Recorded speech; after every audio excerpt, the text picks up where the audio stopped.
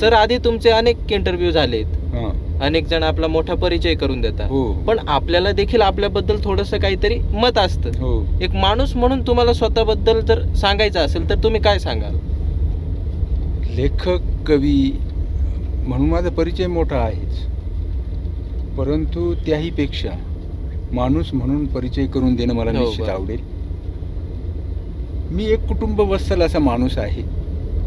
समाजामध्ये राहणं, माणसांशी मिळून मिसळून वागणं, आपल्याला जे जे काही येतं हे आपल्या सोबतच्या माणसांना सांगणं. हो. म्हणजे एकूणच काय की माझी भूमिका जी आहे ही सहकार्याची भूमिका आहे.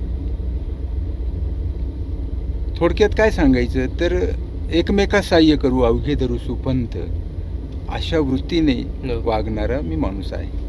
आणि माणूस म्हणून, लेखक म्हणून तुम्ही किती मोठे आहात यापेक्षा माणूस म्हणून तुम्ही कसे आहात ही गोष्ट फार महत्त्वाची असते. बरोबर. आणि मला माणूस म्हणून माणुसकी धर्म जोपासतो आहे मी, याचा मला निश्चितच आनंद आहे.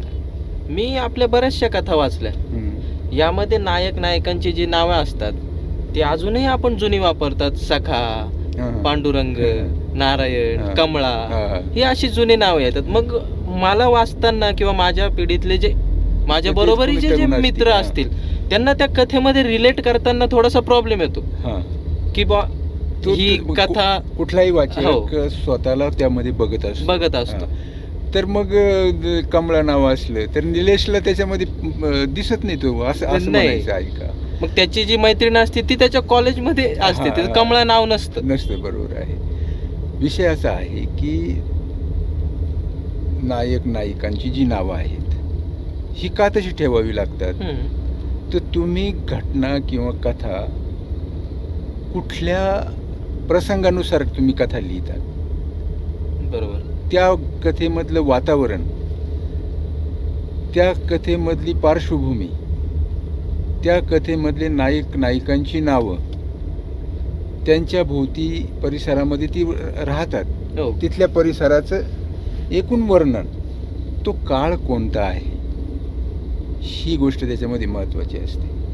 मी ज्या काळात कथा लिहिल्या, बरोबर, मी एक ते गाव हा माझा विषय आहे आणि गावगाड्यातील माणूस, तिथली लोकसंस्कृती, परंपरा, ह्या गोष्टी घेऊन मी गेले अनेक वर्ष लिहितो आहे, 40-45 वर्षापासून.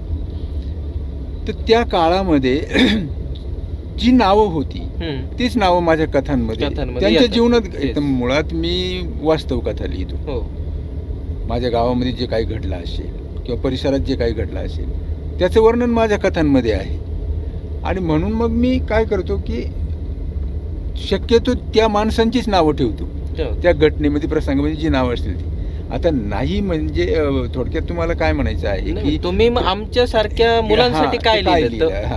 तर म्हणजे तुम्हाला प्रेमकथा, प्रेमकथा, प्रेम कविता म्हणा की प्रेम कथेबद्दल जर म्हणाल तर मी माझा जो बुजगावणं नावाचा कथासंग्रह आहे जो 1996 मध्ये प्रकाशित झाला.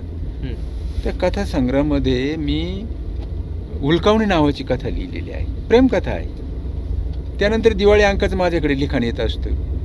तर दिवाळी अंकाच्या एका दिवाळी अंकासाठी मी नशिलाचं काय झालं, जे कादवशीवर दिवाळी अंकासाठीच मी लिहिलं, नशिलाचं काय झालं, ही एक प्रेमकथा आहे, दीर्घकथा आहे. किंवा तुमची अलीकडची लिव्ह अँड रिलेशनशिप, तर हा विषय घेऊन मी व्यासपीठ नावाचा जो दिवाळी अंक आहे, या दिवाळी अंकामध्ये प्रस्ताव नावाची कथा लिहिलेली आहे. दीर्घकथा आहे ती पण, ती तर 30-35 पानांची कथा आहे, दिवाळी अंकाची पानं. तर दीर्घकथा आहे. त्या कथेमधील वातावरण, आता रिलेशनशिपमध्ये राहणारी माणसं आहेत, म्हणजे आत्ताचा काळ आहे अलीकडचा. मग आत्ताचा काळ आहे तर आत्ताची माणसं तरुण तरुणी कसे बोलतील, त्यांचे संवाद कसे असतील, किंवा त्यांची नावं काय असतील. मग आत्ताचं नाव निलेश असेल, मी ते पांडुरंग नाव थोडंच ठेवणार आहे, नाही.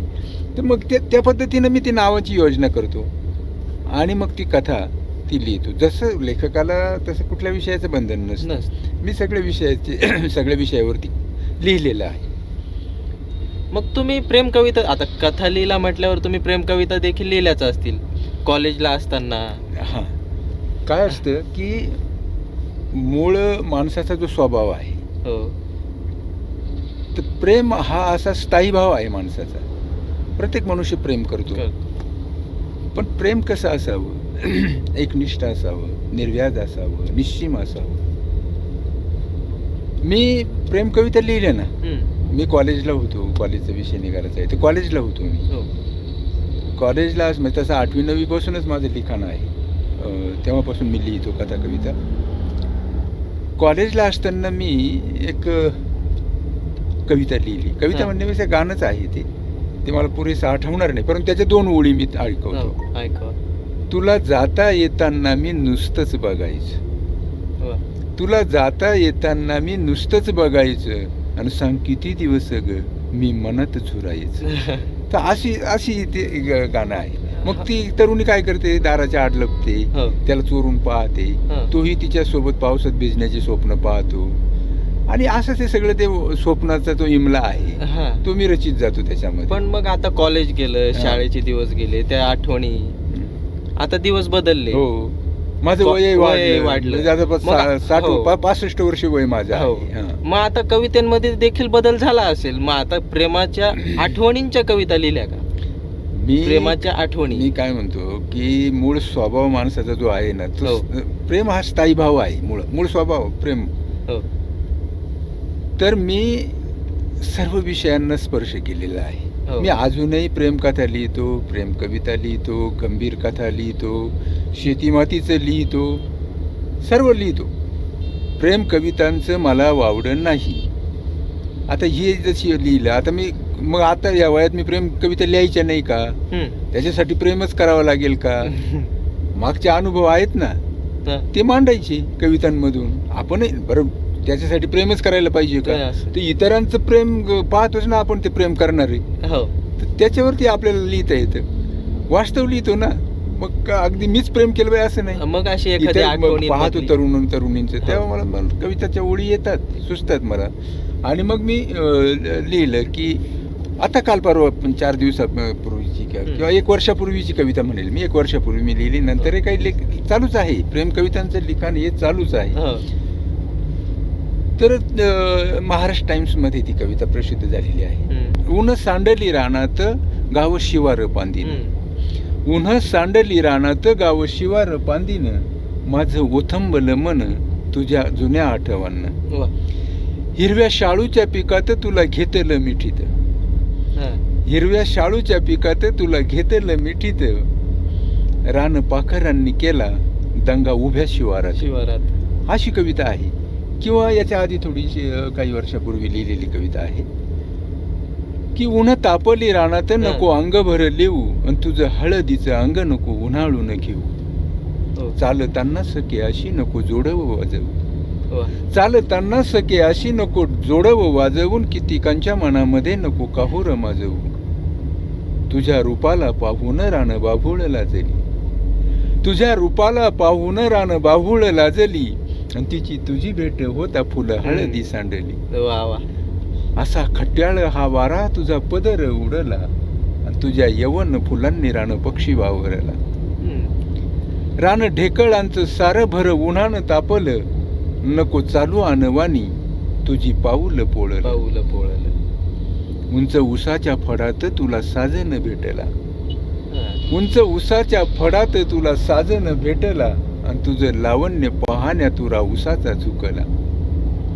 अशा रंगल्या खेळात नको काकण वाजवू, अशा रंगल्या खेळात नको काकण वाजवू, आणि झोपलेलं रान सार नको नव्यानं जागवू, झोपलेलं रान सार नको नव्यानं जागवू. प्रेम कविता लिहितो मी, जे आलं ते लिहायचं. तुमच्या बऱ्याचशा कविता या अष्टाक्षरी असतात. होय. मग मुक्तछंदी कविता तुम्ही लिहित नाही का? गझल तुम्ही लिहित नाही का? मी गझल लिहित नाही. मुक्तछंद कविता फार कमी लिहिलेल्या आहेत, पण अष्टाक्षरी कविता मी भरपूर लिहिल्या. काय आहे की अष्टाक्षरी कवितांचे माझ्यावरती जे संस्कार झालेले आहेत. हॅलो, हां सर, मी जरा नंतर फोन करतोय सर मी तुम्हाला. हां, चालेल ठीक. हां, तर मी काय सांगतो, अष्टाक्षरी कविता. तर अष्टाक्षरी कविता येण्याचं कारण असं आहे की माझ्या कवितांवरती जे संस्कार झाले आहे हो. ती बहिणाबाई चौधरींच्या कवितांची आहे. बहिणाबाईंच्या ज्या कविता आहेत त्या सगळ्या अष्टाक्षरी आहेत. दुसरे संस्कार असे झाले आहेत की माझं बालपण एक खेड्यात गेलेलं, आणि खेड्यामध्ये 50-1 वर्षापूर्वी, 50-55 वर्षापूर्वीचा काळ मी सांगतो आहे, की माझी आई आत्या हे जात्यापाळी बसून ओव्या म्हणायच्या दळण दळताना. आणि काय व्हायचं की त्यांच्या ज्या ओव्या आहेत त्या पहाट वेळेला, म्हणजे गावामध्ये जात्यांची घरघर ऐकू यायची, आणि मग त्या पहाट वेळेला त्या ओव्या कानावरती पडायच्या. मग ते भावाला आयुष्य मागणं असो, पतीला आयुष्य मागणं असो, किंवा भावाचं वैभव सांगणाऱ्या, माहेराचं वैभव सांगणाऱ्या त्या ओव्या होत्या, आणि त्या अष्टाक्षरी होत्या. त्यावेळी नाही कळायची अष्टाक्षरी काय आहे किंवा, पण गाणं एक मनाला गोड वाटायचं. अष्टाक्षरी कविता हे गाणंच तर ते गोड वाटायचं मला, आणि मग मी ते माझ्या मनात रुजलेलं. आणि मग मी जेव्हा काव्य निर्मिती करायला लागलो तर ती मुळात अष्टाक्षरीच येऊ लागली. आता अक्षरं मोजायची गरज पडत नाही, ओळीच येताना तशी अष्टाक्षरी येतात. होय. तुमच्या बरोबरचे कवी मित्र प्रकाश होळकर, बाबासाहेब सौदागर यांची गाणी चित्रपटात आली. हो. मग तसं तुम्हाला वाटत नाही का की तुमचं देखील गाणं चित्रपटात यावं? वाटतं ना. प्रत्येक कवीला असं वाटतं की माझं गाणं किंवा माझी कविता ही जी आहे ती याचं गाणं व्हावं, ते चित्रपटामध्ये यावं, हे प्रत्येक कवीला वाटतं, मलाही वाटतं. पण काय असतं की एखादी संधी यावी लागते. ती संधी जर आली ना, किंवा एखाद्याने आव्हान जर समजाकडे काही उभं केलं पुढे, तर आपल्याला ते लिहिता येतं, किंवा त्याचं गाण्याच्या अंगाने सुद्धा आपण तो विचार करू शकतो. अशी संधी जर मला मिळाली तर निश्चितपणाने मी लिहू शकेन, किंवा मला आवडेल माझ्या कवितांची गाणी झालेली. तुमच्या कवितांची गाणी ऐकायला मजा येईल. हो. बाबासाहेब सौदागर, प्रकाश होळकर यांच्या व्यतिरिक्त कोणत्या कवीच्या कवितेमध्ये तुम्हाला गाणं दिसतं?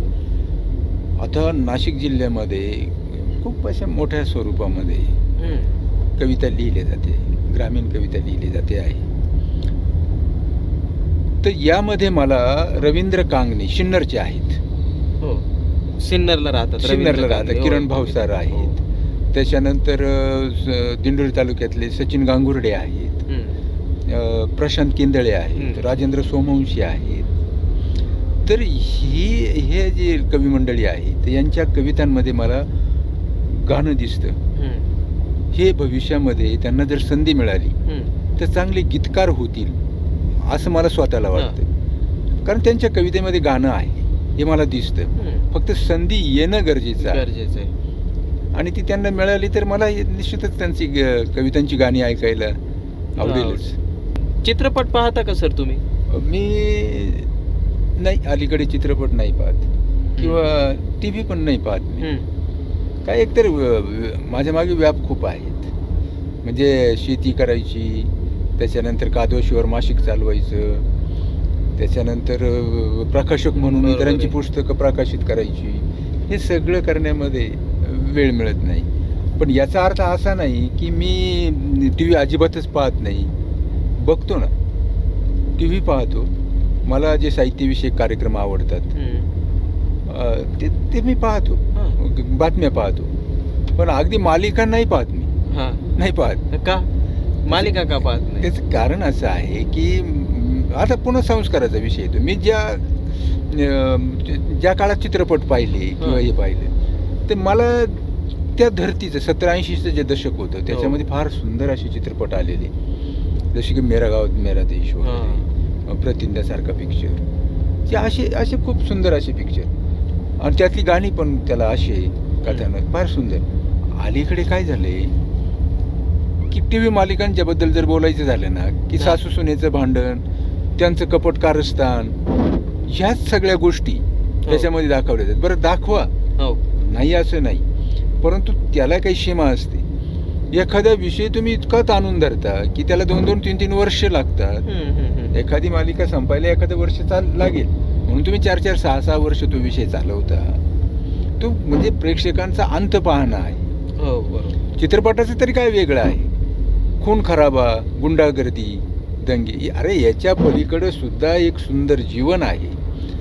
ते चित्रपटामध्ये आलं पाहिजे. चित्रपट किंवा साहित्य हे माध्यम असं आहे की याच्यामध्ये समाजाचं प्रतिबिंब असतं, चांगलं वाईट असतं. पूर्वीच्या चित्रपटांमध्ये सुद्धा होतं, दाखवलं, वस्तुस्थितीला धरून ते चित्रपट होते. आजही काही प्रमाणात काही चित्रपट आहेत असतील तसे, अगदीच निराशेचा सूर नाहीये, परंतु मला नाही वेळ मिळत, मी नाही बघत. येतात अलीकडच्या काळात देखील चांगले पिक्चर येत आहेत. येत हिंदीमध्ये नवीन नवीन प्रयोग होत आहेत. हो. नवाजुद्दीन सिद्दीकी, असे कंगना हो, राणावत हो. यांच्यासारखे नवीन जे कोणी आलेले आहेत त्यांच्यावरती हे प्रयोग केले जातात. ते नवीन चित्रपटांमधून स्टोरी येते आहे त्यांच्या व्यवस्थित चांगली, जे बघायला आपल्याला आवडतात. हो कॉन्टेंट आहे त्यांच्या चित्रपटांमध्ये. हो, त्याचं बघावं हो. लागेल मला काय आहे, कारण बऱ्याच वर्षात मी चित्रपट नाही पाहिला. मग तुमचा आवडता हिरो? आता आवडता हिरो म्हणजे त्या काळामध्ये धर्मेंद्र हा माझा आवडता हिरो. तर धर्मेंद्र आवडता का, तर मला त्याचा अभिनय आवडायचा. आणि त्याला म्हणजे धर्मेंद्रला मी स्वतः याला तळेगावला जे शूटिंग होतं, प्रतिज्ञा आपलं दिंडोरीचं तळेगाव. प्रतिज्ञा पिक्चरचं शूटिंग झालं तळेगावला. तेव्हा मी 8वीला होतो आणि दिंडोरी हायस्कूलला होतो. आणि मग आम्हाला एक दिवस सुट्टी मिळाली होती की शूटिंग कशी चालते पाहण्यासाठी. त्यावेळी मी धर्मेंद्र आणि हेमा मालिनी यांचं शूटिंग असं एक 8-10 फुटावरून असं जवळून त्यांना पाहिलेलं. मग तुमची आवडती हिरोईन हेमा मालिनीच असेल, कारण ती जोडीच आहे. जोडीच आहे हेमा मालिनी आणि हो. धर्मेंद्र. तर हे अशा पद्धतीचं म्हणजे मला हे दोघं जण आवडायचे.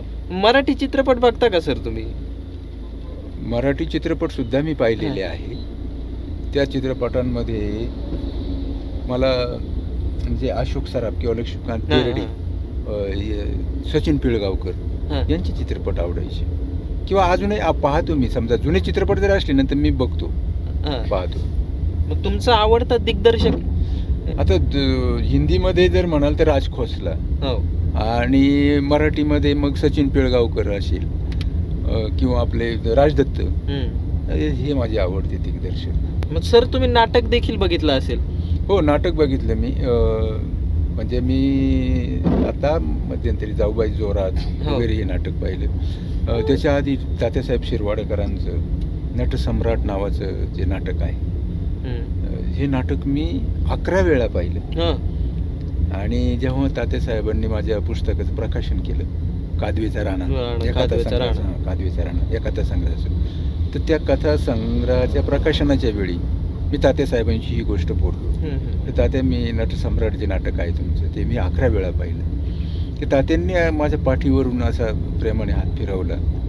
मला त्या कथासंग्रहासाठी त्यांनी 5-7 ओळींची शुभेच्छाही दिल्या. आणि तात्यांचं एक वैशिष्ट्य होतं की ते गेले की भेटणारा जो कोणी मनुष्य असेल त्याच्या हातावरती पेढा द्यायचा. तर असं त्यांनी दिलेलं पेढा पण मी खाल्लेलं. तुम्ही नाटकही पाहिलं, चित्रपटही पाहिलं. मग चित्रपट आणि नाटक यांच्यामध्ये फरक काय? चित्रपट हे आपल्याला पुन्हा पुन्हा बघता येतो, पण नाटक हे असं आहे की ते कलाकार जेव्हा सादर करतील तेव्हा ते आपल्याला पाहता येतं. नाटक ही जिवंत कला आहे. बरोबर, तुमच्या समोर आहे. जे करायचं ना ते अगदी जिवंत स्वरूपात, म्हणजे अगदी त्याच्यामध्ये रिटेक हा भाग नाही आहे. चित्रपटामध्ये चित्रपट तयार करीत असताना रिटेक घेऊन घेऊन तो तयार केलेला असतो. नाटकामध्ये तालीम त्याला प्रकार म्हणतात. रिहर्सल तालीम घेतल्या जायच्या आधी नाटकांचे 4-4 महिने तालमी चालायच्या, आणि त्याच्यानंतर ते नाटक मग सादरीकरण केलं जातं. आजही आहे ते तसंच आहे. तर नाटकामध्ये हा फरक आहे की नाटकातला अभिनय हा जिवंत आहे, समोर करायचा आहे, प्रेक्षकांच्या समोर करायचा आहे तुम्हाला. कथा लेखक म्हणून आता तुमची संपूर्ण महाराष्ट्रात ओळख झाली. बरोबर. मध्यंतरी सप्तर्षी माळी यांचा फिंद्री नावाचा कथासंग्रह प्रकाशित झाला. कथांमध्ये बरेचसे नावं असे नवीन आहेत. हो, तुम्ही वाचला का हा कथासंग्रह? हा जो कथासंग्रह आहे फिंद्री, तर या कथासंग्रहाला प्रस्तावनाच माझी आहे आणि त्या कथासंग्रहाचं प्रकाशनही माझ्या हस्ते झालं आहे. सप्तश्री माळींचा हा जो फिंद्री कथासंग्रह आहे, या कथासंग्रहामध्ये ज्या कथा आहेत, तर प्रस्तावना लिहिताना मला फार बारकाईनं ते वाचावं लागलं. आणि मग मला हे ते वाचत असताना या कथाकारांची अनेक वैशिष्ट्ये माझ्या लक्षात आहे. या कथाकाराची जी भाषाशैली आहे ना, ही साधी आहे, सरळ सोपी आहे.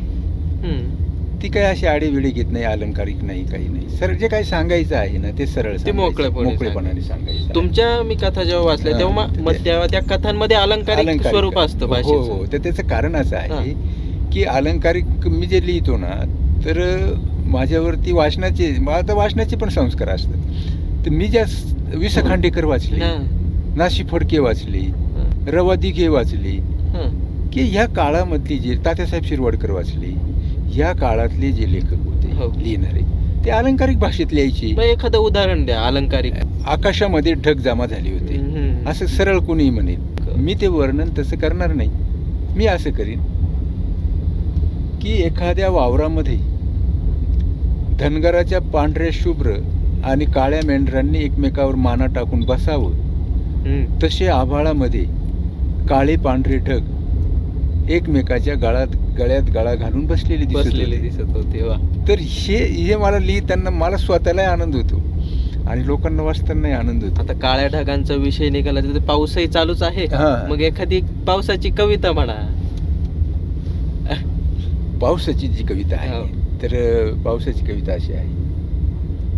पाऊस येण्याचं वर्णन आहे. म्हणजे पूर्वीच्या काळी जो पाऊस पडायचा ना, आज काय झालंय की पाऊस आता इथं पडतोय ना, म्हणजे आता आपण चाललो आहे, आपण निघालो तेव्हा पाऊस पडत होता. आता पाऊस पडत नाहीये. तर होतं काय, टप्प्यावर पडतो. कुठे पडतो, कुठे नाही. पिंपळगावला पडला तर पालखेडला नाही, पालखेडला पडला तर जवळची लोखंडेवाडी तिला पडला नाही. असे पद्धतीने पाऊस पडतो. पण पूर्वी तसं नव्हतं. पाऊस एकदा महाराष्ट्रामध्ये सुरू झाला की झडीचा पाऊस लागायचा आणि तो 8-8 दिवस चालायचा. तर अशा त्या पावसाचं ते वर्णन आहे. तर त्याची एक कविता मी लिहिलेली आहे. पावसाचं स्वागत केलं जातं, कशा पद्धतीनं केलं जातं, त्याची कविता आहे. एक थोडस. तर ढग भरल्या आभाळी वारा घाली तो धिंगाणा, आणि धरतीच्या गावामध्ये आला पाऊस पाहुणा. ओल्या हळदी फुलांचा सेला लेवून सजला, आणि थुई थुई मोरावानी राणा वनात नाचला. डंका विजेचा ऐकून त्याचा जीव बावरला, आणि धुम ठुकून पाऊस गाव वाटानं धावला. पाहताच पाहुण्याला दार खिडक्या लागल्या. त्याचं स्वागत करायचं. पाहताच पाहुण्याला दार खिडक्या लागल्या, दारी अंगणी कुणाच्या साऱ्या गोधड्या भिजल्या. असा नंगट पाहुणा गल्ली बोळात लोळला, आणि छत गळक पाहून घरादारात तुंबला. ओल आली वसरीला कौल सारी शेवाळली, आणि पेरलेली शेत सारी पाहुण्यानं नासवली. वाऱ्या संग पावसाचा असा चालला धिंगाणा, आणि रोज घरात बसून झाला माणूस पाहुणा. लई उतला मातला याला घालवा. लोक वैतागायची. 8-8, 15-15 दिवस चालायचा. जनावरांना चाराने गोठ्यामध्ये बसून ती ताट कळायची, माणसं घरात बसून ताट कळायची.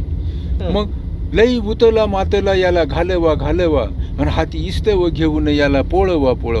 पोळवणे हा एक प्रकार होता. लई उतला मातला याला घालवा, आणि हाती इस्तव घेऊन याला पोळवा. विण्या पावसाला कुणी नागवा नाचला. नाचला असं आहे की उलट आणि कोणी नागवा नाचला. ते याचं काय आहे? तर पूर्वी पाऊस खूप आला की तो पोळवायला लागायचा. पाऊस पोळवला की तो जायचा. मी बघितलंय आमच्या इथे महादेवाचं मंदिर आहे. जेव्हा खूप धो पाऊस होतो तेव्हा ती महादेवाची पिंड जी आहे ना, त्याला हेल घालतात. ती बुडेपर्यंत पाणी भरतात.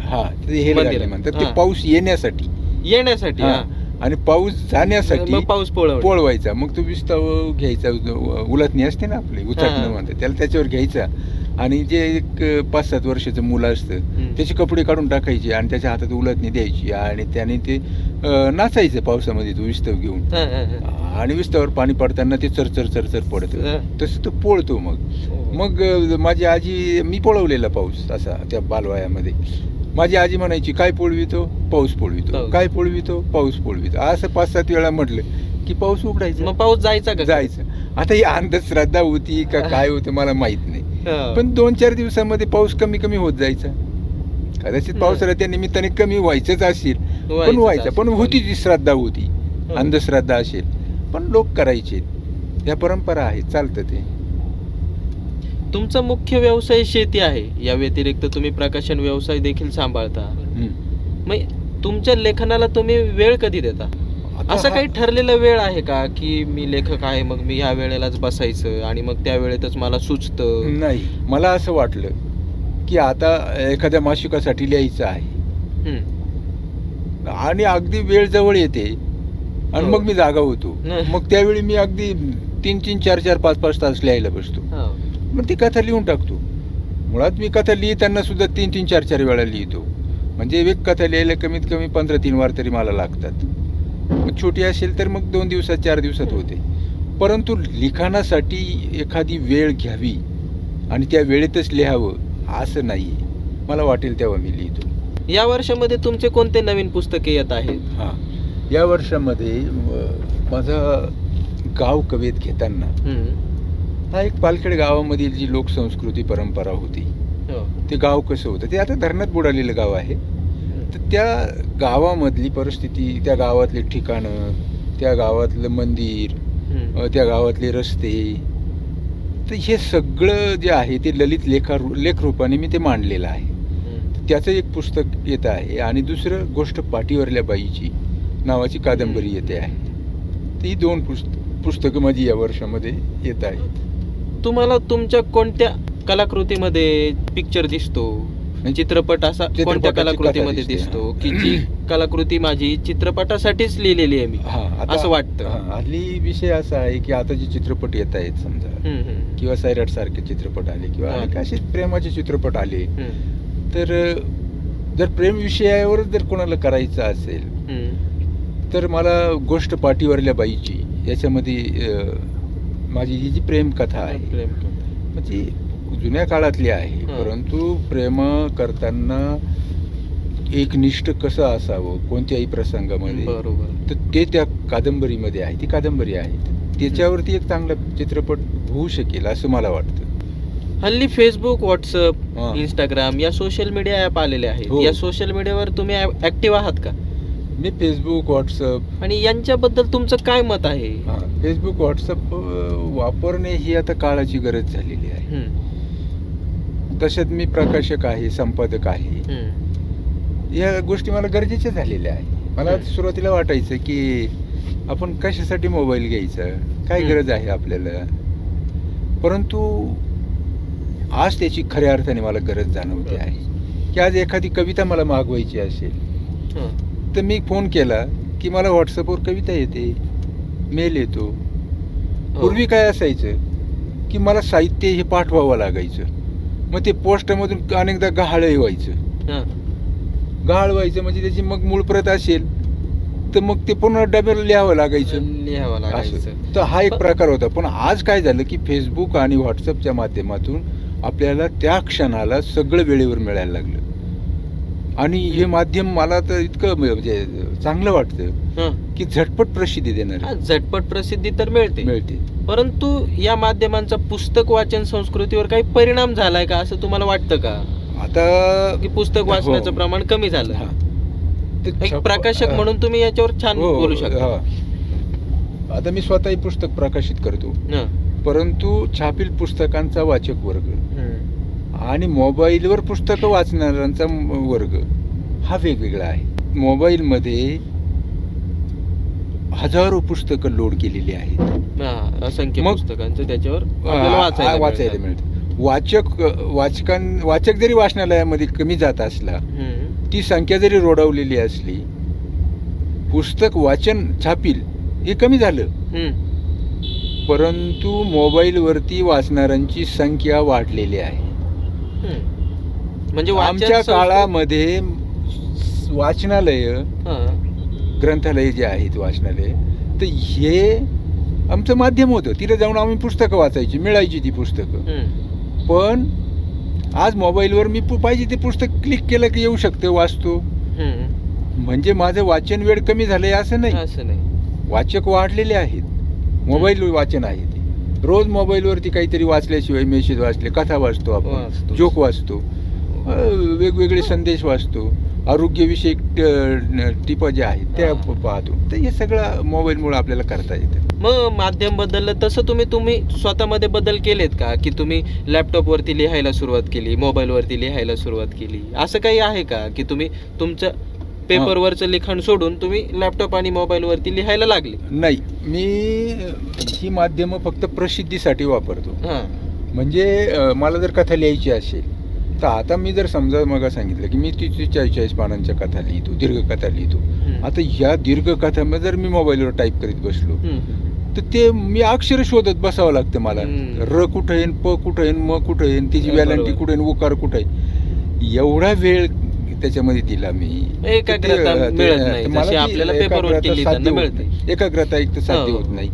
दुसरी गोष्ट, मी तोचा प्रयत्न करून पाहिला, एक कथा लिहून पाहिली. अलीकडेच कोरोनावरची घतन नावाची जी कथा आहे, तर ती मोबाईलवर मी काही भाग त्याचे टाईप करून पाहिली. पण खूप वेळ जातो त्याच्यामध्ये, आणि मध्येच कोणाचा तरी फोन येतो.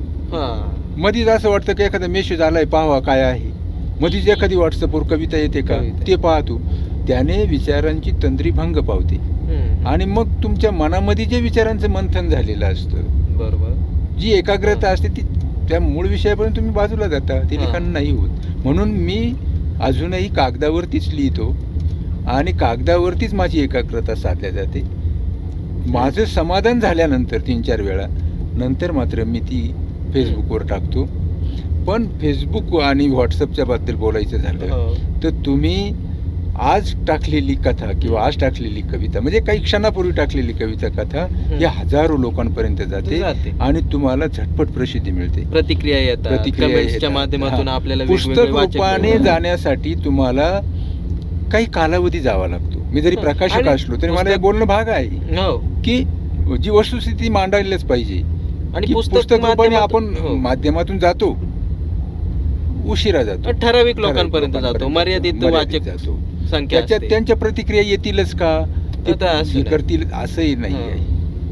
तर हे माध्यम प्रभावी आहे, निश्चितपणाने त्याचा वापर हा केला पाहिजे. आपण आता जसं फिरतोय तसं आपल्याला फिरायला आवडतं का, आणि आपल्याला फिरायला आवडत असेल तर आपलं आवडतं पर्यटन स्थळ कोणतं?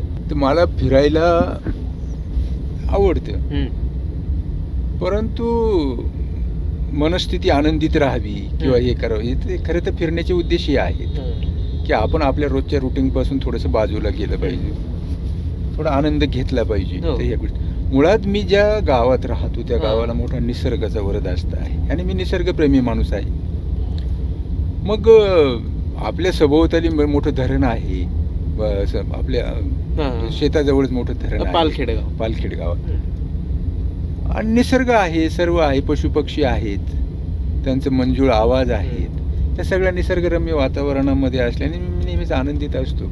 तरीसुद्धा वर्षभरातून एकदा का होईना मी वणीचं जे गड आहे, सप्तशृंगी गड, तर तिथं जात असतो वर्षभरातून एखाद्या वेळी. पण मी असे वाचले आहे की लेखकाला कथा कविता लिहिण्यासाठी प्रेरणेची गरज असते, अनुभवांची गरज असते. त्यासाठी काही लेखक प्रवास करतात. नुकताच एक चित्रपट बघितला, त्यामध्ये तेजस्विनी पंडित नावाची जी हिरोईन आहे, ती लेखिका असते, तर तिला लिहायचं असतं, म्हणून तिला प्रेरणा मिळावी यासाठी ते एक प्रवास करते. तर याबद्दल तुमचं काय म्हणणं आहे? लेखकाला प्रेरणा मिळावी म्हणून प्रवास करणं गरजेचं आहे का? काय आहे, तुम्ही लिहिणार काय आहात ही गोष्ट महत्वाची आहे. तुम्हाला जर प्रवास वर्णन लिहायचं असेल तर तुम्हाला घरात बसून लिहिता येईल का? म्हणजे तुम्हाला प्रवास करावा लागेल, नंतर घरात बसून लिहिता येईल. पण त्या ठिकाणावर, आता अण्णाभाऊंनी रशियाचा प्रवास, माझा रशियाचा प्रवास हे पुस्तक लिहिलं, तर त्यांना ते रशियाला गेले होते आणि त्यानंतर त्यांनी लिहिलं ना. बरोबर. हां, तर तुम्हाला प्रवास वर्णन लिहायचं आहे का? तुम्हाला काही धार्मिक गोष्टींचे पुरावे पाहिजे आहे का? तुम्हाला काही ऐतिहासिक स्थळांना भेटी द्यायच्या आहे, काय ऐतिहासिक स्थळांचं वर्णन करायचं आहे का?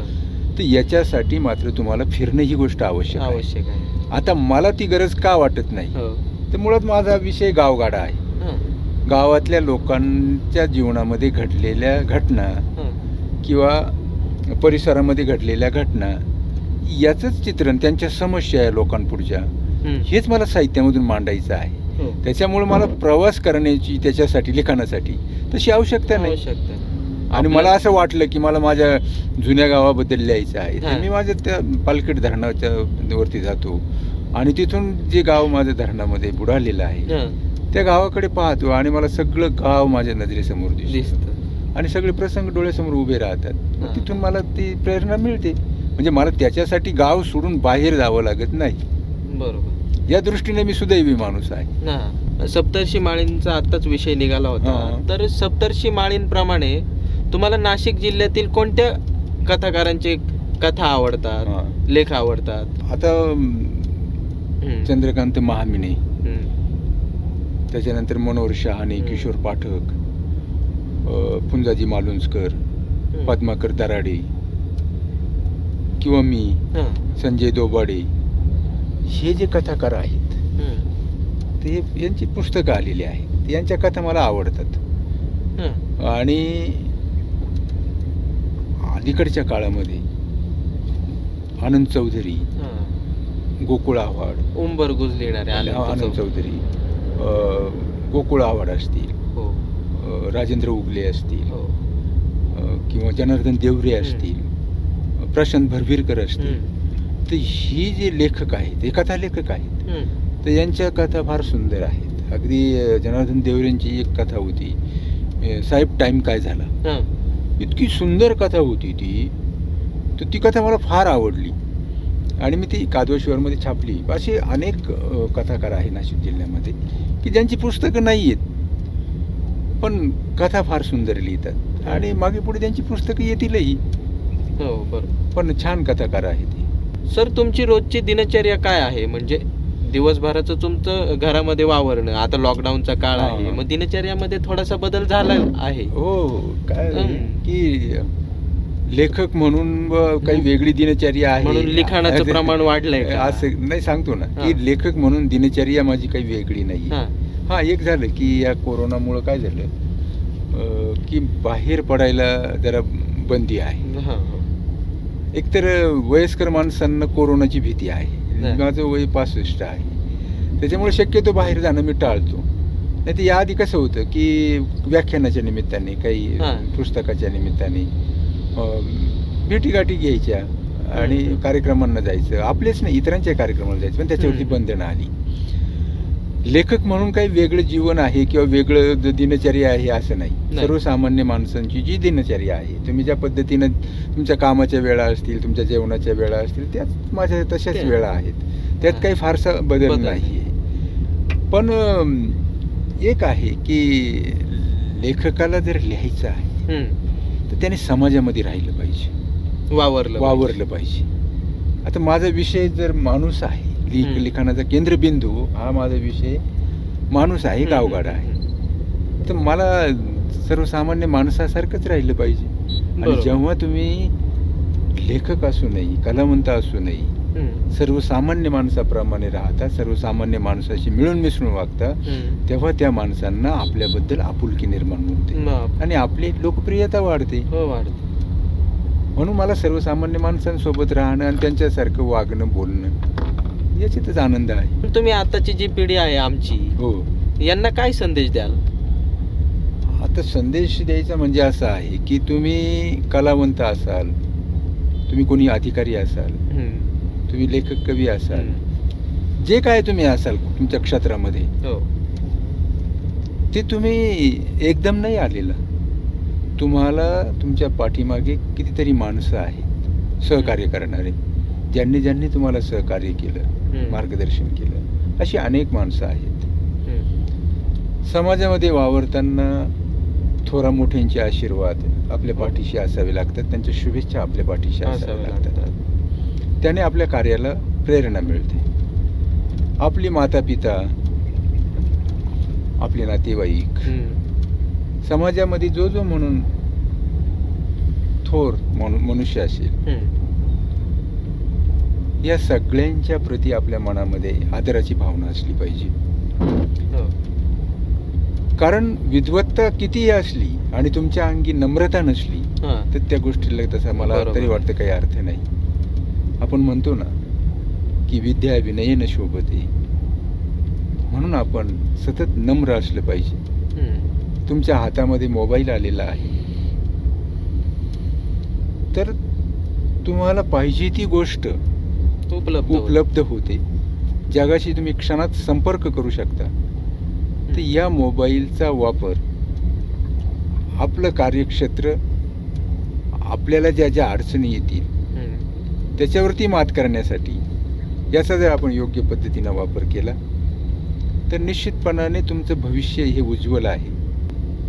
सर, या प्रवासामध्ये तुम्ही जो माझा आनंद वाढवला, माझ्यासोबत आला, मला तुमचा अमूल्य वेळ दिला, त्याबद्दल मी तुमचा खूप आभारी आहे. माझी एक रिक्वेस्ट आहे तुम्हाला, हे जे आपले प्रेक्षक बसलेले आहेत समोर, जे आपल्याला आता हो. बघतायत, कोणी फेसबुकच्या माध्यमातून बघतंय तर कोणी युट्यूबच्या माध्यमातून हा. बघते, तर त्यांना फक्त एकच सांगा की हे चॅनलला सबस्क्राईब करा आणि जे कोणी फेसबुकवर बघत असतील हो हो त्यांनी या पेजला फॉलो करा. माझी रसिक मित्रांना मनापासून विनंती आहे की कादवा शिवार हे यूट्यूब चॅनल आहे. या चॅनलवरती अनेक मान्यवरांच्या मुलाखती झालेल्या आहेत, कविता ऐकलेल्या आहेत.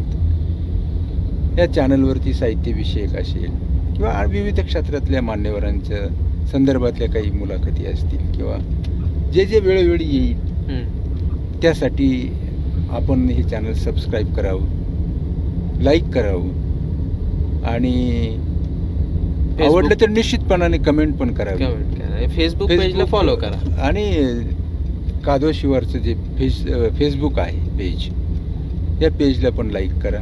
आपण जर हा चॅनल सबस्क्राईब केला, कादवा शिवार यूट्यूब चॅनल जर सबस्क्राईब हम्म. केलं, कादवा शिवार पेज लाईक केलं तर निश्चितपणाने मला आनंद होईल. ते करण्यासाठी मी आपल्याला पुन्हा एकदा विनंती करतो. धन्यवाद.